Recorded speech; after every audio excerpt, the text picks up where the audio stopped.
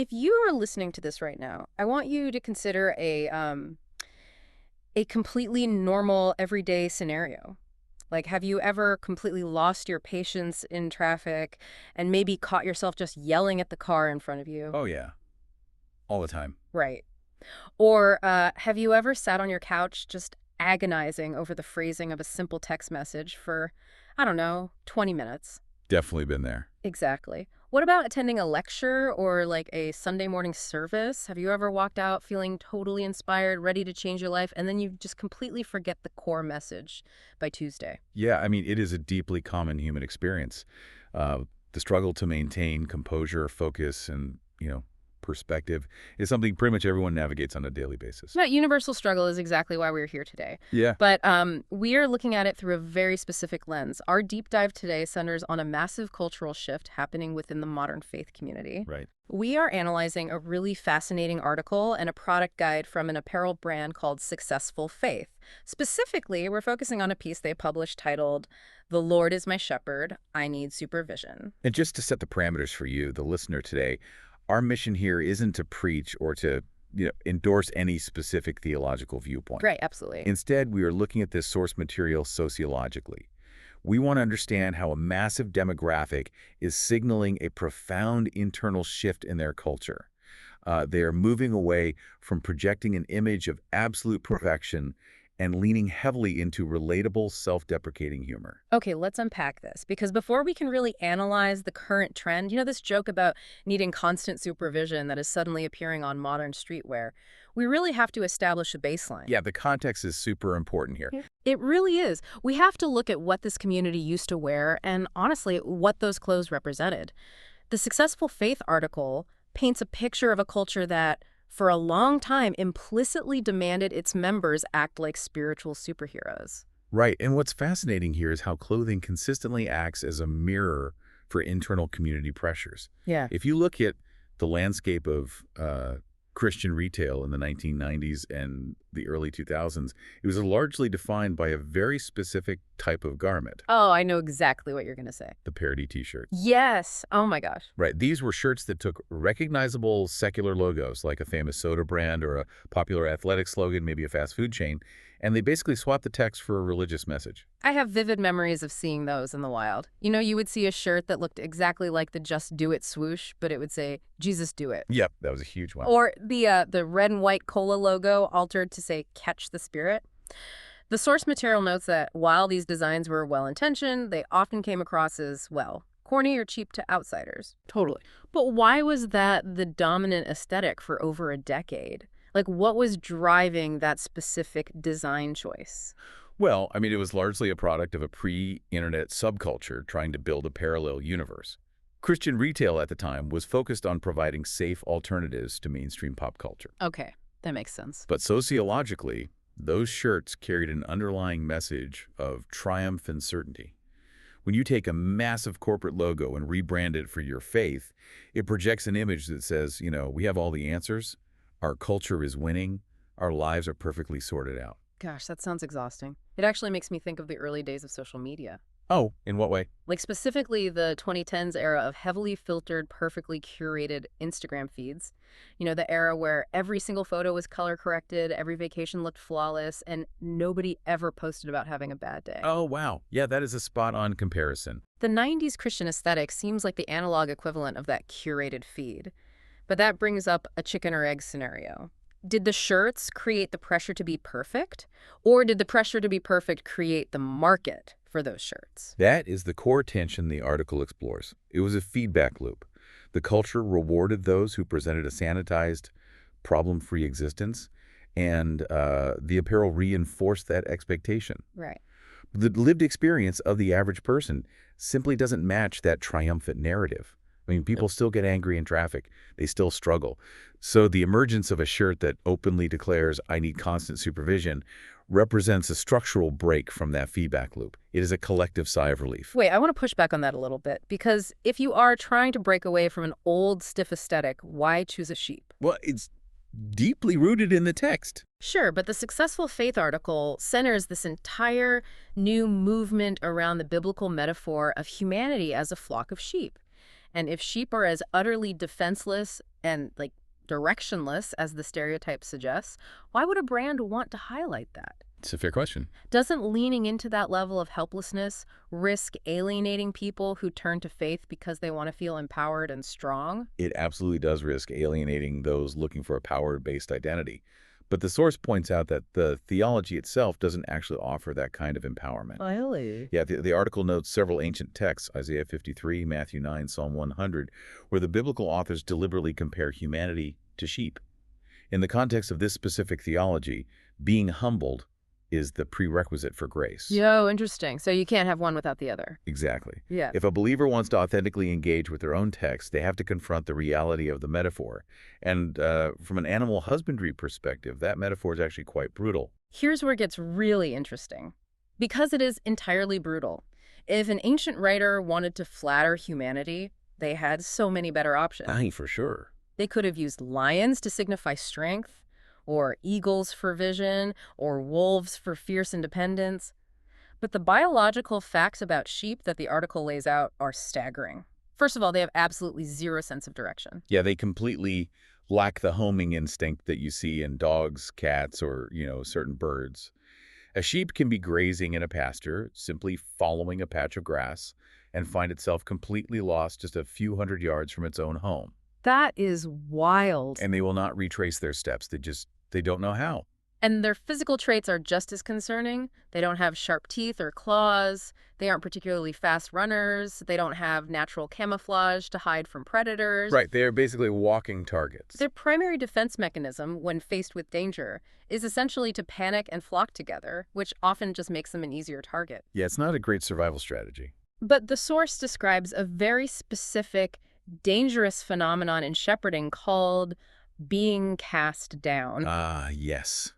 The cast sheep is one of the most perilous situations an animal can find itself in without a predator even being present. I had honestly never heard of this before reading the article. A cast sheep is an animal that has somehow rolled over onto its back. And it happens easier than you'd think. Right.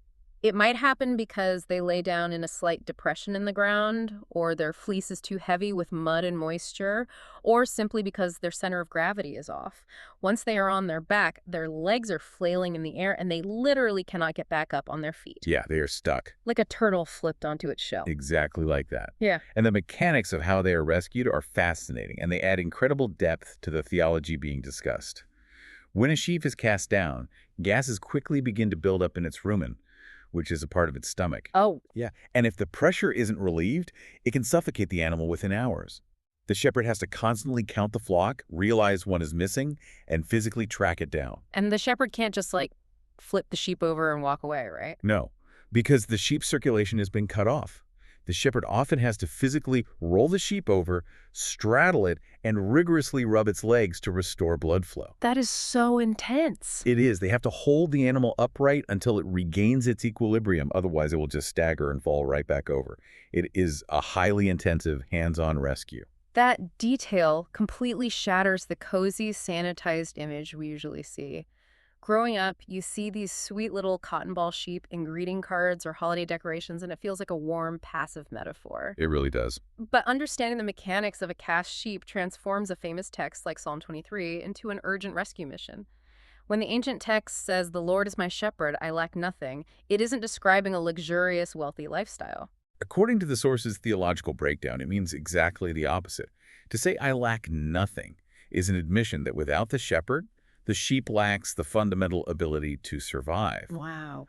By wearing apparel that says I need constant supervision, the wearer is publicly acknowledging that, left to their own devices, they will wander off, get stuck on their back, and be unable to save themselves. Well, if you were going to walk around admitting you're as helpless as a cast sheep, you probably don't want to do it in a neon, aggressive font. No, it's definitely not. The visual aesthetic has to match the humility of the message.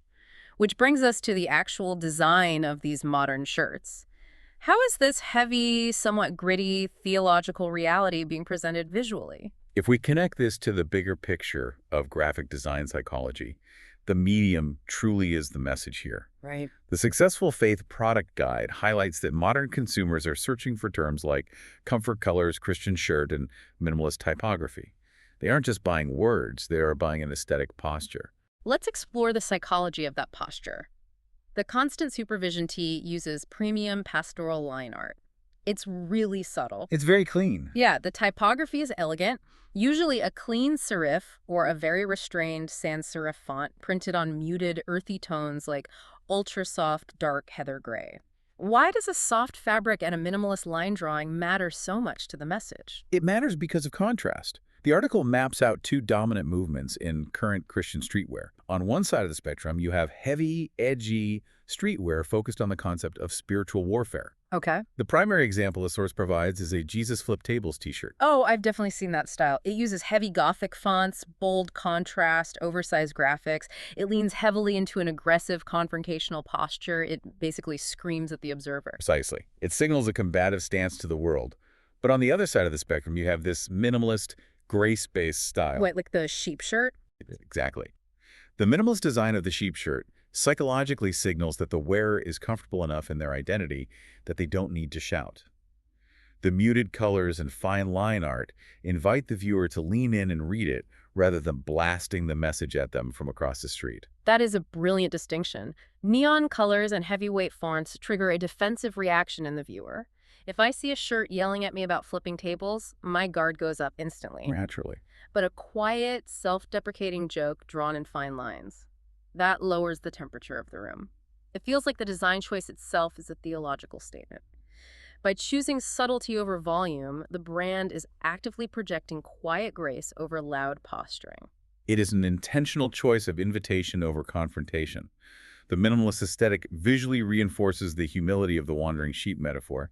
It says, I am not here to fight you. I'm just trying to navigate my own struggles. And that posture changes everything when this theoretical theology meets the real world. I want to transition into what the source says about wearing this out of the house. Yeah, the everyday application. Because there is a very stubborn, persistent misconception in broader society about how religious communities operate. There's a stereotype that believers must be solemn, stoic, and fiercely serious at all times. The article tackles that head on. It points out the irony of that stereotype, considering that within this specific faith tradition, joy is literally classified as a fruit of the Spirit. Right. Joy and laughter are supposed to be fundamental characteristics of the believer, yet the outward projection has historically been one of rigid, joyless rule following. So when consumers are actively searching for funny Christian shirts, the source argues they aren't looking for ways to mock their own beliefs. They are looking for a pressure valve. Exactly. They want avenues to express the joyful, human, relatable side of their daily lives. The joke about needing constant supervision is a way to bridge the gap between their reverence for the divine and their frustration with their own flawed human nature. And humor is highly effective as a social bridge because of how it recalibrates power dynamics. Think about a typical interaction between a secular individual and someone wearing a heavily aggressive 1990s-style religious shirt. Okay, picturing it. The secular person might immediately feel judged, or they might look for hypocrisy in the wearer's actions.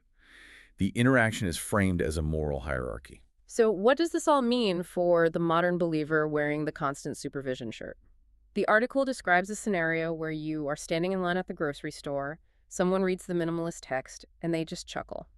What is actually happening beneath the surface of that chuckle? Beneath the surface, the wearer's willingness to lead with their own flaws is disarming the stranger's defense mechanisms. Oh, that makes sense. The article refers to this approach as the ultimate icebreaker. By leading with a joke about being a loss-dependent sheep, the wearer instantly neutralizes the tension. They completely destroy the moral hierarchy. I think of it like armor. If two people meet and both are wearing full-plate armor, every movement is suspicious. You are just waiting for an attack. That's a great way to put it. But laughing at yourself and publicly admitting your own helplessness is the equivalent of taking your armor off and setting your sword on the ground. Yeah, it really is. It signals to the other person, I am not here to establish dominance or prove how perfect I am. I am a mess and I require constant guidance just to get through Tuesday. It completely rewires the dynamic of the conversation. It creates common ground. The secular stranger in the grocery store line might not believe in the shepherd, but they absolutely relate to the feeling of being a wandering, confused sheep. Who hasn't felt like that? Exactly. It transforms a potentially tense religious encounter into a shared moment of human vulnerability. It is a fascinating evolution. Let's trace the full arc of the journey we've explored today based on this article. We started by examining the death of those cheesy, triumphant 1990s parody shirts. The end of an era where an entire subculture felt immense pressure to project a flawless, filtered image to the world. From there, we unpacked the deeply humbling and physically brutal biology of the sheep. The cast sheet. Right. We explored how accepting the reality of a sheep's lack of direction and its terrifying ability to become cast down gives incredible weight to the ancient metaphor. We then looked at how modern brands are wrapping this profound theology in minimalist premium design. They are purposefully choosing quiet aesthetics to invite conversation rather than heavy, aggressive fonts that provoke confrontation. And finally, we explored how utilizing that self-deprecating humor in public acts as a social bridge, removing the armor of perfection and sparking genuine human connection. The reason you, the listener, should find this relevant is because the underlying principle is universally freeing. Letting go of the pressure to be a superhero in any aspect of your life allows you to actually connect with the people around you. This raises an important question, however, and it is a concept the source material brings right to the surface. Okay, what is it? Well, if this trend continues to grow, if self-deprecating humor and openly admitting that we need constant supervision becomes the dominant way this community presents itself in the public square, could it permanently dismantle the outside world stereotype of the judgmental, perfect believer? Oh, wow. Yeah. If the future of this faith culture is leading with its flaws rather than its triumphs, how might that fundamentally change who feels welcome to explore it? That is a profound thought to sit with. If a community stops pretending they have it all together, perhaps the people who are acutely aware that their lives are a mess will finally feel like there is space for them. That's the hope, isn't it? It really is. So the next time you find yourself losing your patience in traffic or, you're agonizing over an email, just remember the biology we learned today. You aren't supposed to be a superhero. You're just a sheep navigating the pasture the best you can. Thank you so much for joining us on this deep dive. Keep asking great questions. Look for the deeper meaning in the everyday aesthetics around you, and we will catch you next time.